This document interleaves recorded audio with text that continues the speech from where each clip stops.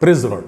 મિત્રો, આજે આપણે કોરિન્થીયોનો બીજો પત્ર તેનો 6ઠો અધ્યાય 17મી કલમમાંથી પ્રભુનું વચન જોવા માંગીએ છીએ.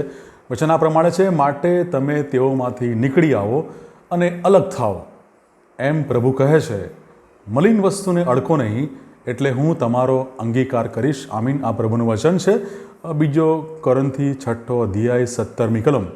અને મિત્રો, આજનો જે આપણો જે વિષય છે એ વિષય છે અલગ થવું, અલગ થાવ.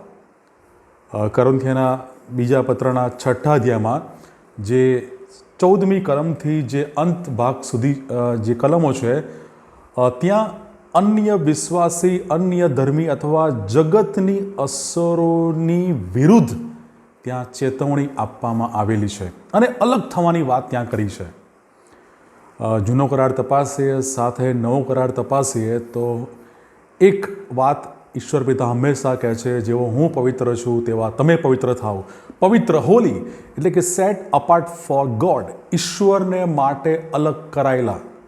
અને મિત્રો, આજનો જે આપણો વિષય અલગ થવા વિશે આપણે આજે જોવા માંગીએ છીએ.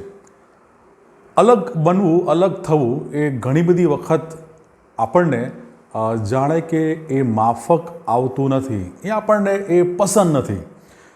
જગતના જે ટ્રેન્ડ હોય છે, જગતની જે સ્ટાઇલ, ફેશન અને જગતની જે પ્રણાલિકાઓ હોય છે, એમાં આપણે મુખ્યત્વે એમાં સર્વ રીતે આપણે જોડાવાને માટે આતુર હોઈએ છીએ.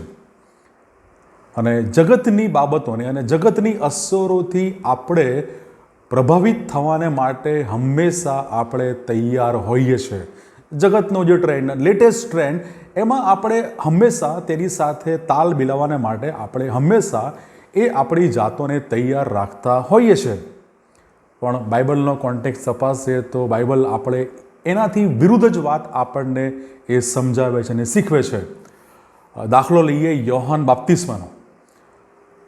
અને યોહાન બાપ્તિસ્માનો જે દાખલો જ્યારે આપણે લઈએ છીએ ત્યારે એ દાખલામાં આપણે જોઈએ છીએ કે એ પ્રકારનું વ્યક્તિત્વ અથવા એ પ્રકારની વ્યક્તિ જો આજના હાલના સમયમાં જો એમને જો ત્યાં તક આપવામાં આવે તો ઘણો બધો મોટો વિચાર કરી લે એવી બાબત એ બની શકે. કોઈ મંડળી અથવા કોઈ પણ વ્યક્તિ એ પ્રમાણેનું જે વ્યક્તિત્વ છે એને સ્વીકારવાને માટે અથવા એને પોતાનામાં કેળવવાને માટે, પોતાનામાં લાવવાને માટે એ બહુ વિચાર કરી લેશે.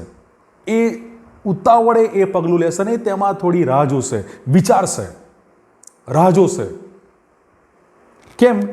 કારણ કે એ જે યોહાન બાપ્તિસ્માનું જે વ્યક્તિત્વ છે, એ વ્યક્તિત્વ આપણા હાલના જે ટ્રેન્ડ છે, આપણી હાલની જે પ્રણાલિકાઓ છે, એમાં એ બંધ બેસતું નથી.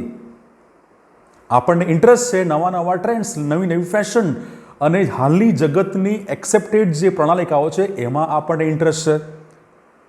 પણ જો યોહાન બાપ્તિસ્માનો દાખલો જોઈએ અને જો માર્કની સુવાર્તા તેનો પહેલો અધ્યાય 6ઠી કલમ, તેમનો પોશાક, તેમના કપડાં, ઊંટના વાળમાંથી બનાવેલા કપડાં એ પહેરે છે અને તેમની કમરે એ ચામડાનો એ પટ્ટો એ રાખે છે અને એમનો ખોરાક એ મધ, રાની મધ અને તીડ એ આરોગ્ય છે. હવે આવી વ્યક્તિ રવિવારના ભક્તિ સભામાં તમારી બાજુમાં આવીને બેસે, આપણું વલણ અથવા આપણે શું કરીએ એ વિચારવું રહ્યું. આવી વ્યક્તિને આપણે કોઈ સેવા સોંપીએ, કોઈ આગેવાની સોંપીએ કે નહીં, એ વિચાર માંગી લે એવો એ પ્રશ્ન છે. કેમ? કારણ કે એ યોહાન બાપ્તિસ્મા એનું જે વ્યક્તિત્વ છે અથવા એની જે કાર્ય કરવાની પદ્ધતિ છે એ આપણી હાલની જગતિક પ્રણાલિકાઓ કરતાં એ સંપૂર્ણ વિપરીત છે. અને એવી વ્યક્તિને શું આપણે આપણી આસપાસ શું જોવા માંગીએ છીએ અથવા શું એવી વ્યક્તિને આપણે શું તરત સ્વીકારી લઈશું? આ પ્રશ્ન દરેકે પૂછવો રહ્યો. તેમનો સંદેશ અને તેમનો જે સંદેશ એ તેમના જે પહેરવેશ અથવા તેમનું જે રહેણી કળી છે એવી જ રીતે એમનો સંદેશ એ સમયના લોકોથી હંમેશા એ જુદો પડતો રહ્યો છે. એ સમયના લોકોમાં પસ્તાવો કરો, પાપોની માફી માંગો, એવો સંદેશ એ સમયે કોણે આપ્યો નહોતો. પણ યોહાન બાપ્તિસ્મા એ સમયે સંદેશ આપે છે, પસ્તાવો કરો, એનો સંદેશ યોહાન બાપ્તિસ્મા એ ત્યાં આપે છે.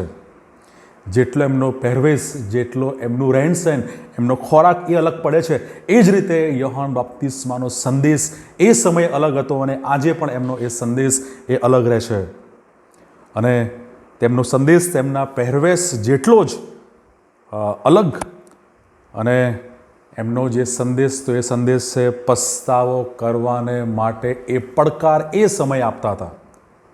લોકોને પાપનો પસ્તાવો કરવાનું આહવાન, એ સંદેશ એ યોહાન બાપ્તિસ્મા એ સમયે આપતા હતા. એનું કારણ કે યોહાન બાપ્તિસ્મા પ્રભુ ઈસુ ખ્રિસ્તને માટે એ રસ્તો, એ માર્ગ એ તૈયાર કરતા હતા. અને એ તૈયાર કરવાને માટે યોહાન બાપ્તિસ્મી પોતાની જાતને જગત અને જગતની અસરોથી એ અલગ રાખે છે. ખ્રિસ્તનો અવાજ બનવાને માટે, ખ્રિસ્તને માટે માર્ગ તૈયાર કરવાને માટે યોહાન બાપ્તિસ્મી એ પોતાને જગત અને જગતની અસરોથી એ અલગ રાખે છે. એ બધી બાબતોમાં જો કોઈ કેન્દ્ર સ્થાન હોય તો એ પ્રભુ ઈસુ ખ્રિસ્ત અને પ્રભુ ઈસુ ખ્રિસ્તને માટે માર્ગ તૈયાર કરવો, એ જ એમની જાણે કે મુખ્ય બાબત, સેવાનું મુખ્ય કેન્દ્ર સ્થાન એ હતું. અને મિત્રો, જગત પર અસર કરવાને માટે આપણે જગત જેવા બનવાની જરૂર નથી. ભીડને બદલવાને માટે આપણે ભીડ જેવા બનવાની જરૂર નથી. લોકોને, જગતને આપણા સ્તર પર લાવવાને માટે આપણે આપણી જાતને તેમના સ્તરે નીચે ઉતારવાની, નીચે લઈ જવાની જરૂર નથી. કારણ કે પવિત્રતા એ ક્યારેય વિચિત્રતા બનવા માંગતી નથી.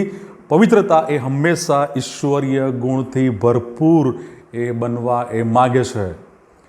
જગત આપણને હંમેશા આકર્ષે, જગત આપણને હંમેશા એ ખેંચશે, પણ આપણે એ હંમેશા યાદ રાખવું રહ્યું કે આપણે આ જગતના નથી. પણ ઘણી બધી વખત આપણે જગત સાથે સમાધાન કરી લઈએ છીએ અને જગતની નીતિ આપણે અપનાવી લઈએ છીએ, અને આપણે એ રીતે જગતના આપણે મિત્ર બની બેસીએ છીએ.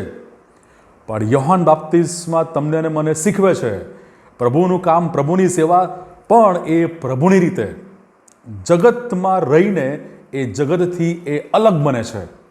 અને મિત્રો, જો આપણે એ જગતની રીતિ રિવાજો, જગત સાથે સમાધાન કરી લઈએ છીએ તો આપણે એ જગતના મિત્ર બનીએ છીએ. અને યાકૂબનો પત્ર અને તેનો 4થો અધ્યાય એ બહુ સ્પષ્ટ કહે છે. એ કહે છે, જગતની મૈત્રી એ ઈશ્વર પ્રત્યે વેર છે, માટે જે કોઈ જગતનો મિત્ર થવાની ઈચ્છા રાખે છે તે ઈશ્વરનો વેરી થાય છે.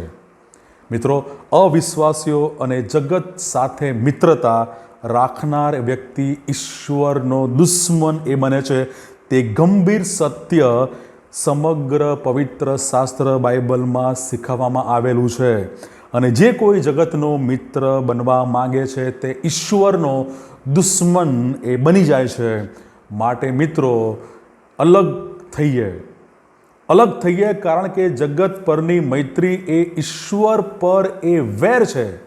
અને મિત્રો, આપણે અલગ એટલા માટે થવું જોઈએ કારણ કે જેવા ઈશ્વર પવિત્ર છે એવા આપણે પણ પવિત્ર એ થવું જોઈએ, જગતથી અલગ થવું જોઈએ. પ્રભુ આ વચનો શીખવા, સમજવા આપણા સર્વની સહાય અને મદદ કરે. God bless you.